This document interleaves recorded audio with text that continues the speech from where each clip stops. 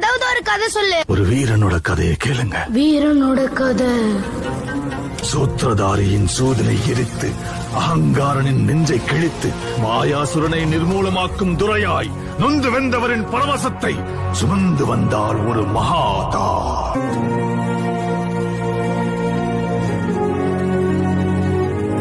பயந்து மருகி பதரை சுருங்கிய சந்திரன் முகிலின் முந்தானையில் அஞ்சு ஒளிந்திருக்க ஜோதியாய் ஒரு பெண் எரிமலை ஒன்றை பெற்றெடுத்தார்.